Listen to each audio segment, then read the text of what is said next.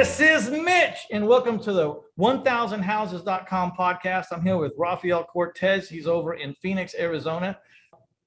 Other thing is, I like the way, if you're expecting VAs overseas to close your deals, they're not good at that. They're not closers. They're not salespeople. They're just to sort through 1,000 phone calls and say, here's 100 that answered the phone that didn't chew my ass out. Yeah. They want to talk to somebody, or there's a chance they'll talk to you. They're like, weed it out. I like that manager that you have right now. My acquisition guys are taking it from there, and they're making the call and trying to close. But I actually I interviewed Larry Goins one time, and he had 2 VAs on a split screen behind him live. And I was interviewing him, but I could see them. They were muted. And he has his VAs on camera. Whenever they find someone that wants to talk, they just mute their prospect. They open the mic to Larry and say, hey, Larry, we got a hot one here. You want to talk to him? Here's the rundown. And then Larry takes them right then. Not really how I want to do it, because I don't want to be stuck in an office waiting for these people. You're anchored, yeah. Yeah, but there is a plus to it. Yeah. At least we don't have to try to call these people back. They're engaged right now. They're on the line right now. Sometimes it's hard to get them back on the phone. So there's all these nuances. You got to find what works for you. If you're looking to get in this business, or you're just not doing as much wholesale as you want, please consider talking to Rafael. Just go to 1000houses.com/wholesale coach. Over there's the show notes. So anything we talk about on here, you'll be able to go there. You'll be able to get your free giveaway, the Wholesale Business Blueprint. Kind of shows you the outline of what your wholesale business might look like if you're not doing everything.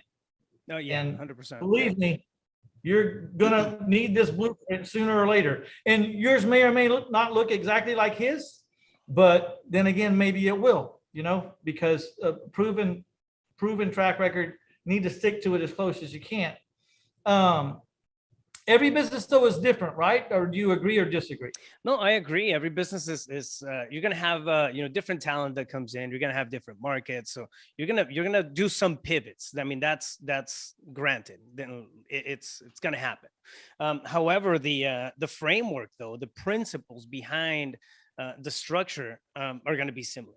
And if it's okay with you, I'll do like a quick little breakdown on what they are. Like stage number 1 is sourcing. You're sourcing the leads somehow, some way. It's pay-per-click, driving for dollars. It's cold calling, whatever, right? You source the leads, and all they're doing, and this is where the VAs get plugged into, all they're doing is gauging for interest. Raise their hand. Doesn't matter if they want $1 million. They raise their hand. It goes to a lead manager. That's a pre-qualifying process. That's stage 2. So they get a source, they get pre-qualified, and we go for condition, motivation, timeline, and price. If 3 out of the 4 match, we send it over to acquisitions, because now there's a conversation that can happen that can be negotiated. Now there's a problem there that we can come in and solve. So by the time they make it over to acquisitions, they've been touched twice. You know what I mean? So it's a higher quality lead. They're not plowing through all these records and whatnot. So now they go through the acquisition process. The contract gets locked, and it goes on to stage 4, which is dispositions, right? We start to sell the deal, and we have a very methodical approach as to how we sell the deal in different markets throughout the United States. That happens. Most business models stop there. They get paid, they get the settlement statement, they the wire into the bank account, and then boom, let's do it again. But I feel that it's very important to have the last 2, which is the measuring part. The stage 5 is measuring. So you track your KPIs. What happened throughout that deal? Where did the deal come from? What campaign was it? How much did we spend on that campaign to generate that deal? What's the ROI that thing is giving us, right? So now you have metrics, you have KPIs, and you can, what gets measured gets improved.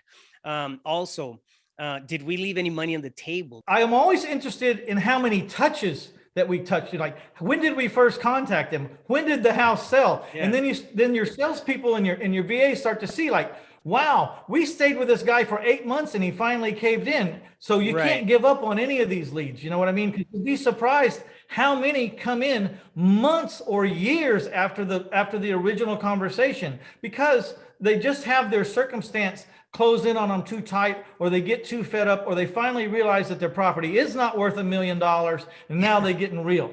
And so I think the oldest one we've had come back that we made 90 grand on was a little over 4.5 years.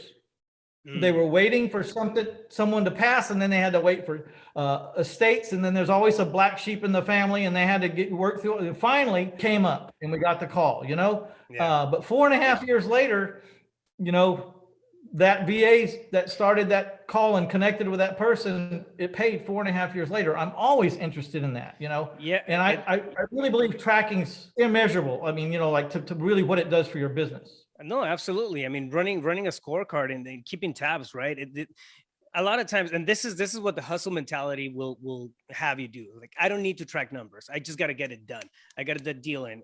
My KPI is my bottom line. Well, they don't have time. They don't have a system. Exactly. They don't have time. They don't have a system. There's no time. And what happens? You can't step away from it. So the measuring part gives you a pulse of where your business is, right? Okay, this is how my business is doing, but it also sets the standard for what you're gonna require. Okay, cool. Now because I have my metrics and I'm tracking, I know that my cold callers have to dial 300 people at least, a day, and then have 10 conversations and generate 1 or 2 leads, each one of the cold callers. That's a basic KPI for the operation that we're running for each caller, right? So if you quantify that by 6, that you're supposed to be getting anywhere from 10 to 12. Now it's something that based on something tangible, right? It's not just an idea that popped up like, I think you should be getting this. No, it's based off of past results. You have a baseline and you can hold people accountable to that. When you plug people into it and you hire, this is what's doable based on the system that we have. This is what's what you're required to do. These are your tasks and responsibilities, and then you can go off to Hawaii and then take a trip, and you're still going to be generating results. Why? Because you have a way of keeping. And if they're not hitting their numbers, you have a decision to make. You live with their lackluster improvement, or you got to get rid of them and find someone else, or you train someone else while they're there. And then once this guy gets up to speed and starts outperforming him, then you let him go. I mean, there's a whole bunch of different ways to look at it, right? But 100%. You got to have numbers. I love that you're saying that, because if they're not hitting their number, if they don't have results, it's because of 2 things, right? One, they're not hitting the numbers. If they're not hitting the numbers, it's an attitude issue. If they're not making the dials they're supposed to be making, if they're not having the amount of volume they're supposed to be making in terms of activity, it's an attitude issue. If they're hitting the numbers, meaning that if they're required to dial 3 people and still no results, it's a training issue, right? So that even will clarify what kind of actions you need to take to improve the business. If it's an attitude issue, boom, they're out. Hire fast, fire faster. And if they are putting in the time, the effort, what was it? Train. Yeah. So we go by hire slow and fire fast. Like, we really put our guys through the ringers and stuff.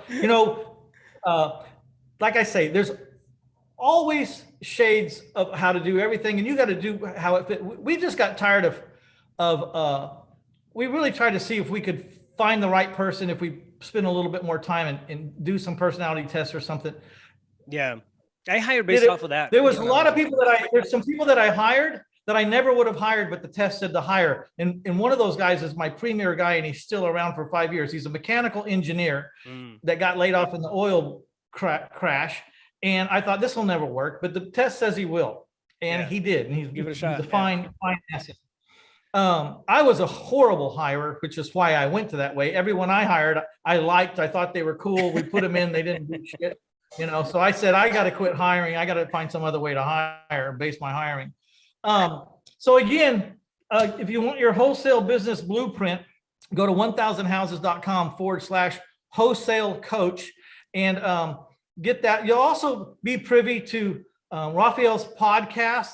You'll also be privy to his websites and everything that he has. So if you want to know more about him, even get over there, get your blueprint, and then also do some research. Again, people will say, yeah, wholesaling is just a job.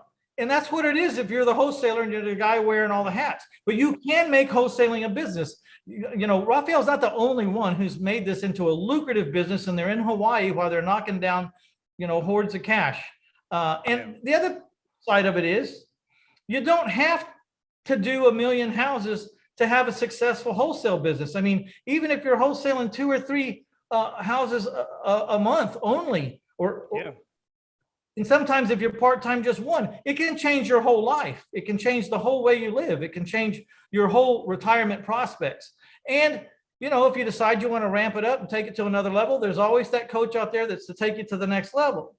Right. I like to say something about wholesaling that I want some of the wholesalers to think about. Now, I coach how to seller finance. So I take all the wholesale deals from people like Rafael and the ones that I find, because I figured if the wholesalers can find these deals, I can find these deals. I just have to learn how they're doing it and I can cut them out. That's what I was thinking. You know what I mean? Because you see those wholesale fees and you go, damn, Yeah. it pays well to find these houses to originate the purchase. It pays well.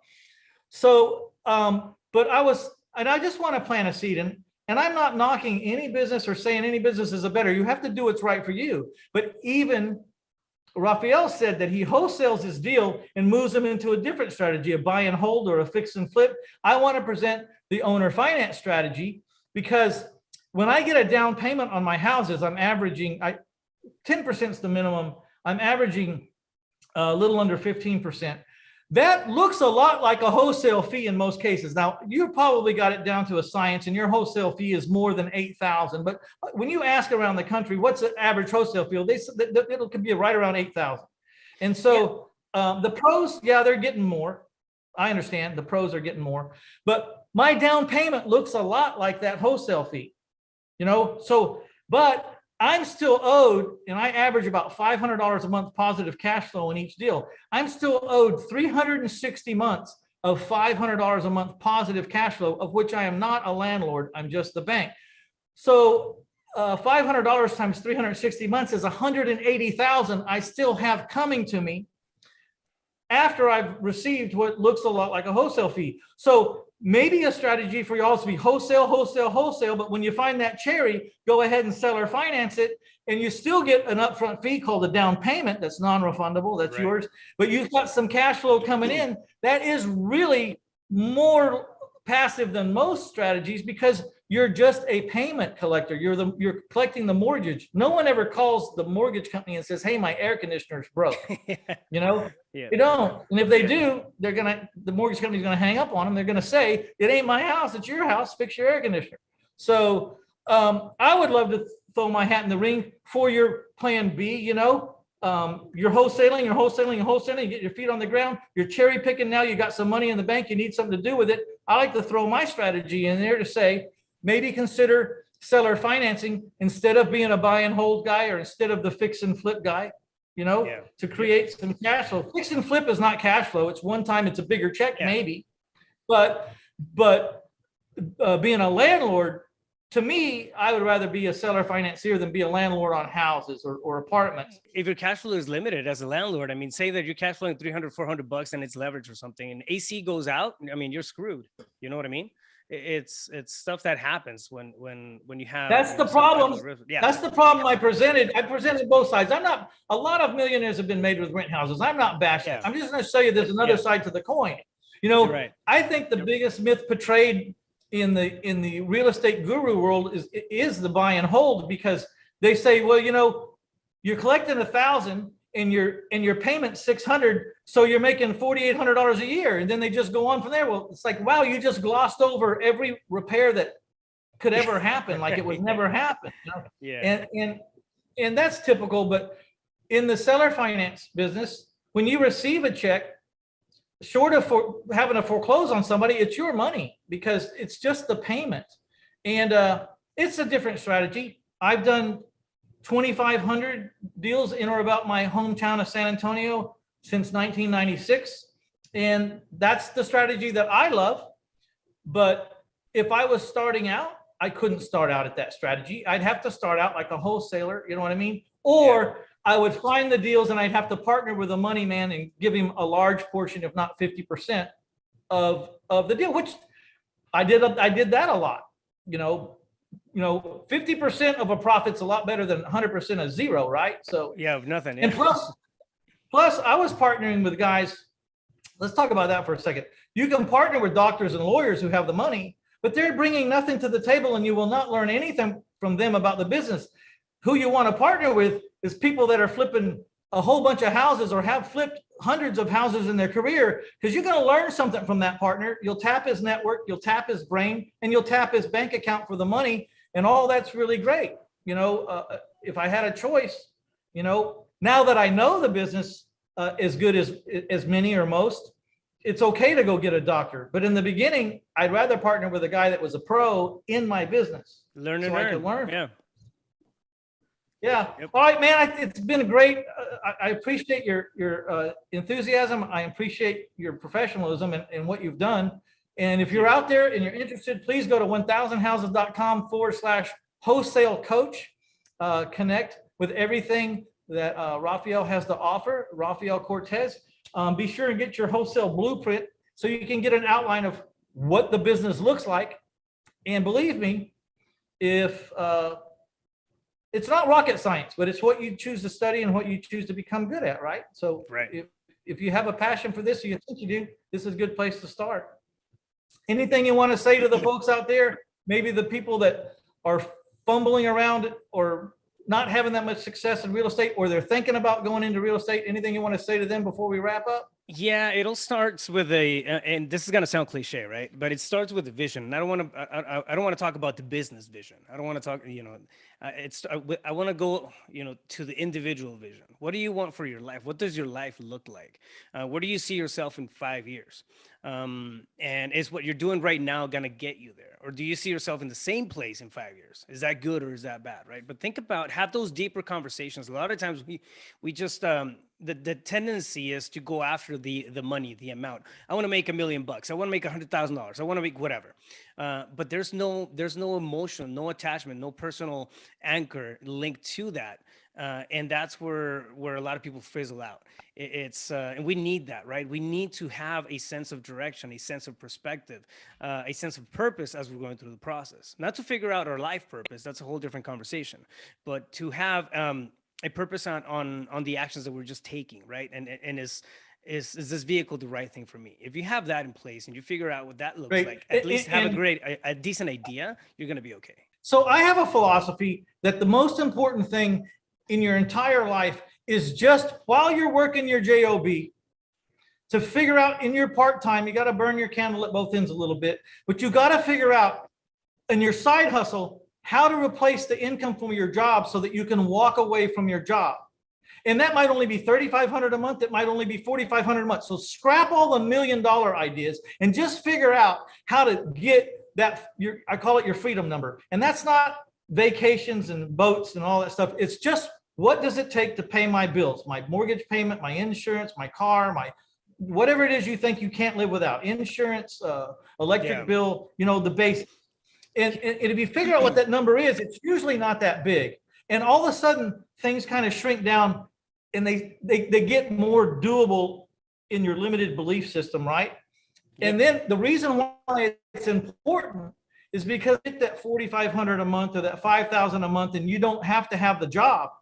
You just freed up 2,600 hours to become a pro, 2,600 hours a year to become a pro. And that's when you go get with a Mitch Stephen or a Rafael or whoever you think's right for you, and learn as much as you can, like from the internet and the free stuff, and narrow all these creative strategies down to one or two, and then study those one or two or three until you find the one, and then you scrap everything else and you just drill down deep as you can. And when you run out of free knowledge and you're not learning anymore, then it's time to hire the coach, because he'll take you another 1,000 feet down. You know what I mean? Because he's been there.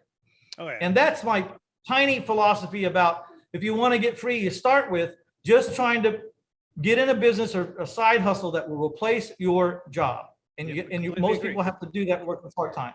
Completely agree. That 2,600 hours is incredibly important, because in that 2,600 hours, you can be, what is that 10,000 hours?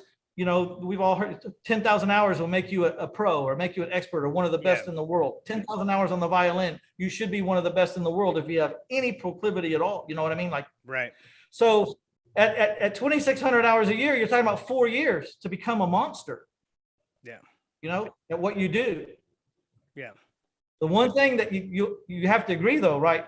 To put in 2,600 hours, it can't seem like work. You got to be having fun and you got to be on fire about it, because you can't put in 2,600 hours, it's just going through the motion. Yeah, I think it's that vision, that bigger thinking, or that personal thinking that really makes it or it helps you make it through the rejection, through the people that, say, piss off, I don't want to sell my house, stop bothering me.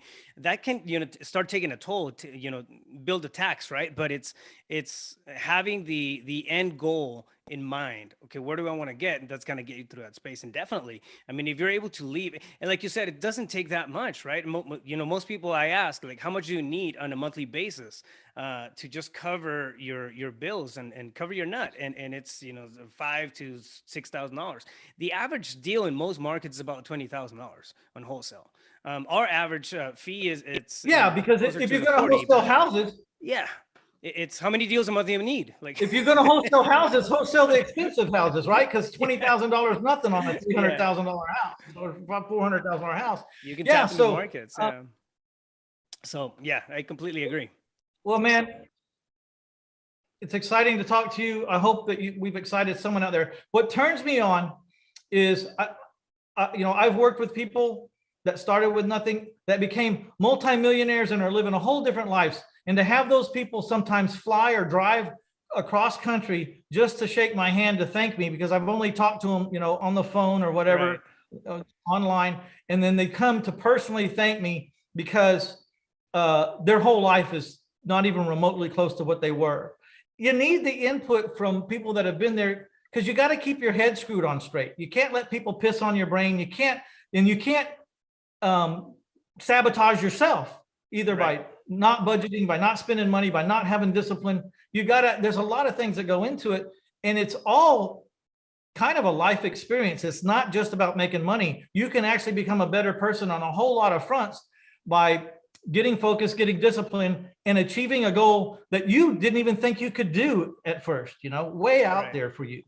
Right. 100%. All right, man. I appreciate you. Thank you so much again. One last time, 1000houses.com/wholesale coach. I would like to thank livecom.com for sponsoring this episode, livecom.com. It's all about mass texting, phone capturing, and lead generation, and another dimension in touches, all for 2 cents a prospect. It's probably the cheapest money you'll ever spend to stay in touch with people, that your prospects or your possibilities, or to connect with people. So check it out, livecom.com. I average 4 days on the market in my seller financed homes, and I don't have any signs in any yards. I used to, but I don't have to anymore. I have 10,000 people that want to know the next time I have a seller finance property. I can text them for 2 cents each, and I can text them all at one time if I want. And I can tell all 10,000 of them in a matter of seconds, here's another house I have for sale. They are all wanting my house. They all want to know. I'm not spending money on one person that doesn't want to know. And no matter how many text messages I send out saying, if you're no longer interested in this, please, reply with stop and get off my list, I still have 10,000 people on there that are sincerely interested. It's the best money you'll ever spend. Livecom.com, livecom.com. Thank you. All right, we're out of here. See you later, Rafael. Thanks so much. Bye.